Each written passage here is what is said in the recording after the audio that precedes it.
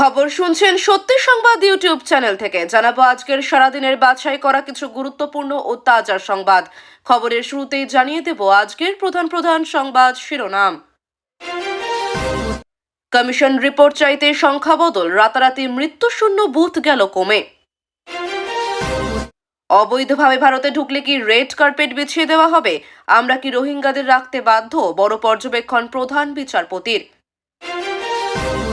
যদি কেউ মরতে না চান তাহলে পশ্চিমবঙ্গে চলে আসুন, সন্দেহের 2208 বুথ নিয়ে খোঁচা বিজেপি সাংসদের।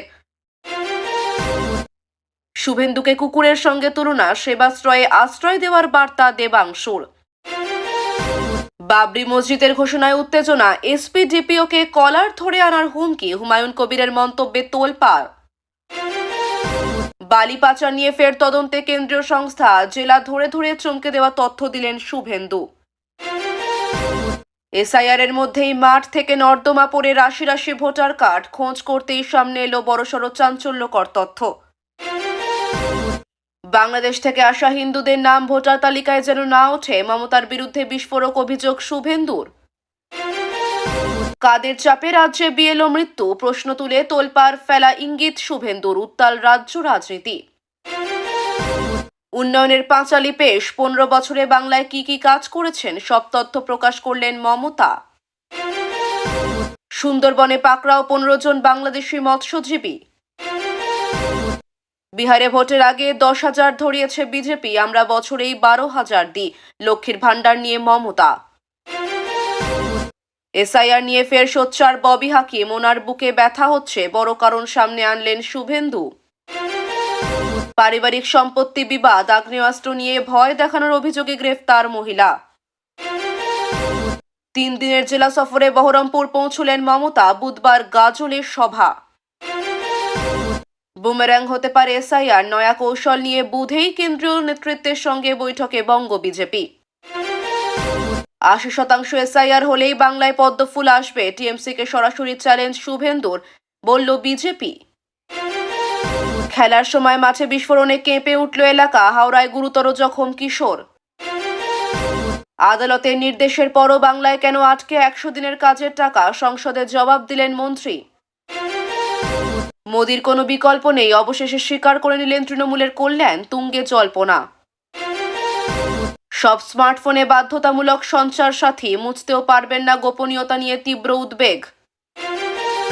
মৃত 21 লক্ষ, ভুয়ো 98,000, বঙ্গে ভোটারবাদের খাতায় বৃদ্ধি। ডিটেনশন ক্যাম্প হতে দেব না, হুঁশিয়ারি দিয়েও কাঁধে কাঁধ মিলিয়ে কেন্দ্রকে কাজ করার বার্তা মমতার। ভাষা জাতের নামে বিভক্ত হওয়া যাবে না, মালদহ থেকে বার্তা শুভেন্দু। ভারত কেমন দেখতে এসেছিলাম, তারপর থেকে গেছি, নিজেই বললেন বাংলাদেশি।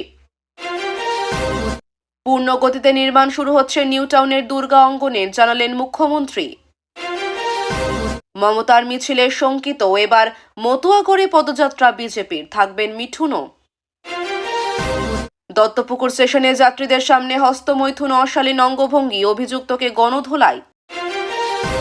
অতিরিক্ত 7 দিনে কি কি কাজ করবে বিএলওরা, জারি হয়েছে নির্দেশিকা।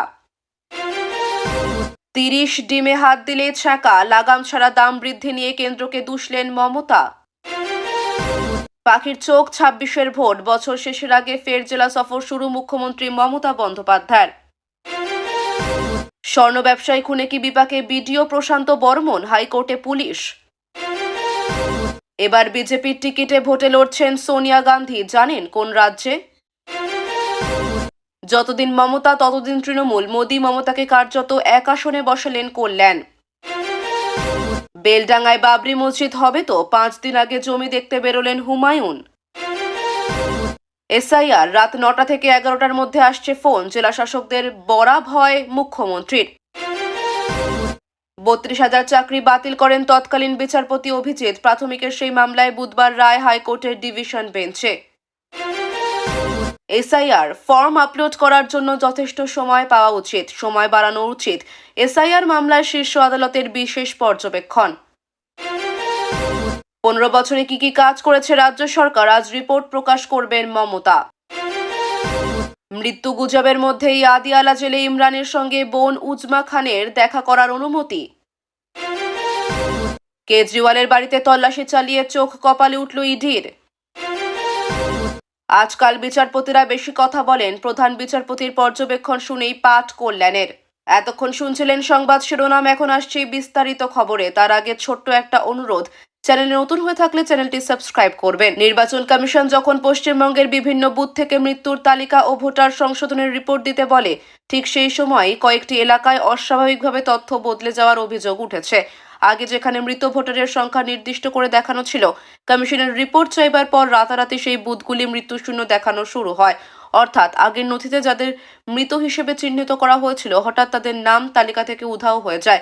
এই পরিবর্তনের কারণে আশঙ্কা তৈরি হয়েছে, তথ্য লুকানো হচ্ছে কিনা, তথ্য ভুল দেখানো হচ্ছে কিনা, কিংবা কারো নির্দেশে তথ্য পরিবর্তন করা হলো কিনা। পুরো বিষয়টি রাজনৈতিক মহলে ব্যাপক আলোড়ন তুলেছে এবং কমিশনও বিষয়টির উপর বিশেষ নজরদারি শুরু করেছে। রোহিঙ্গা অভিবাসন ইস্যুতে সুপ্রিম কোর্টের পর্যবেক্ষণ আরও কঠোর হয়েছে। বিচারপতিরা স্পষ্ট বলেছেন, যদি কেউ অবৈধভাবে ভারতে ঢোকে তবে কি তাকে স্বাগত জানাতে হবে। আদালত জানতে চেয়েছে, দেশে অনুপ্রবেশকারীরা আইনত অপরাধী, তা সত্ত্বেও কি রাষ্ট্র তাদের দায়িত্ব নিয়ে রাখবে।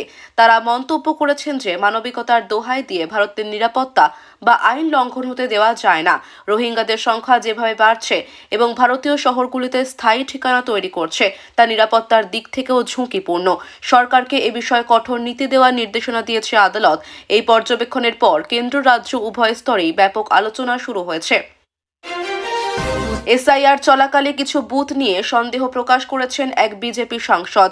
তিনি দাবি করেছেন, যদি কেউ নিরাপদে থাকতে চান পশ্চিমবঙ্গে চলে আসুন, কারণ এখানে মৃত মানুষও নাকি ভোটার তালিকায় জীবিত হয়ে ওঠে।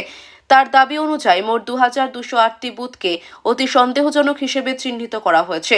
এসব বুথে ভোটার সংখ্যা অস্বাভাবিকভাবে বাড়ছে বা কমছে। মৃত ব্যক্তিদেরও সক্রিয় ভোটার হিসেবে দেখানো হচ্ছে। অনেক জায়গায় ঠিকানা যাচাইয়ের সময় এলোমেলো নথি পাওয়া গেছে। এর ফলে প্রশ্ন উঠছে, ভোটার তালিকা কি ইচ্ছাকৃতভাবে বদলানো হচ্ছে নাকি গ্রাউন্ড সার্ভে সঠিকভাবে হচ্ছে না। এই বিষয়টি কেন্দ্র ও রাজ্য রাজনীতিতে তীব্র বিতর্কের সৃষ্টি করেছে। এক রাজনৈতিক সংঘর্ষে এক নেতাকে সরাসরি কুকুরের সঙ্গে তুলনা করা হয়েছে বলে অভিযোগ। এই কটূক্তির কারণে দুই পক্ষের মধ্যে উত্তেজনা তৈরি হয়েছে। রাজনৈতিক নেতা কর্মীরা অভিযোগ করছেন, এমন ধরনের মন্তব্য শুধু অপমানজনক নয়, বরং গণতান্ত্রিক পরিবেশকে নোংরা করছে। সমর্থকদের মধ্যে ক্ষোভ বেড়েছে, সোশ্যাল মিডিয়ায় তর্ক বিতর্ক ছড়িয়েছে।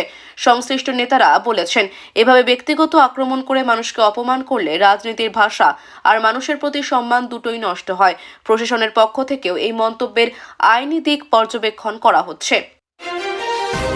হুমায়ুন কবির নামে এক জনপ্রতিনিধি বাবরি মসজিদ সংক্রান্ত একটি অনুষ্ঠানের মন্তব্যকে কেন্দ্র করে ব্যাপক বিতর্কের মুখে পড়েছেন। অভিযোগ, তিনি উত্তেজিত হয়ে একজন এসডিপিওকে কলার ধরে টেনে আনার হুমকি দেন। সরকারি আধিকারিককে হুমকি দেওয়ার এই বক্তব্য রাজনৈতিক মহলে ঝড় তোলে। বিরোধীরা অভিযোগ করেছে, শাসক দলের নেতারা প্রশাসনকে ভয় দেখিয়ে কাজ করাতে চাইছে।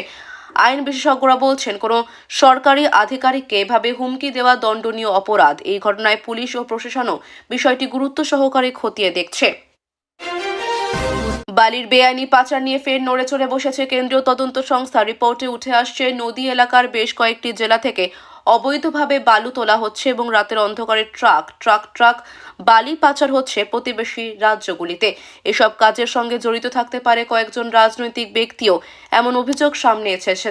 তদন্তকারীরা দাবি করেছেন, তারা কিছু গুরুত্বপূর্ণ নথি ও রেকর্ড পেয়েছেন, যা পুরো পাচার নেটওয়ার্কের কার্যপদ্ধতি দেখায়। বিরোধী দল বলছে, এই পাচার বন্ধ না হলে পরিবেশ ধ্বংস হয়ে যাবে এবং রাজ্যের অর্থনীতি ক্ষতিগ্রস্ত হবে। বিষয়টি এখন প্রশাসনের শীর্ষ স্তরের নজরদারিতে। ভোটার তালিকা সংশোধনের কাজে নেমে সরকারি কর্মীরা অবাক। নর্দমায় পাওয়া গেল গাদা ভোটার কার্ড, পুরনো রেকর্ড, ঠিকানা সংক্রান্ত নথিপত্র। অভিযোগ, ভোটার তালিকার ভুল বা মিথ্যা এন্ট্রি ঢাকতে ইচ্ছাকৃতভাবে এসব নথি ফেলে দেওয়া হয়েছে। আবার কিছু জায়গায় দেখা গেছে, যে মানুষ বহু বছর আগে সরে গেছেন বা মারা গেছেন, তাদের নামও এখনও সক্রিয় ভোটার হিসেবে তালিকায় রয়েছে। এর ফলে ভোটার তালিকার স্বচ্ছতা নিয়ে বড় প্রশ্ন উঠেছে। নির্বাচন কমিশন জানিয়েছে, সব নথি খতিয়ে দেখা হবে এবং দায়ের বিরুদ্ধে কঠোর ব্যবস্থা নেওয়া হবে।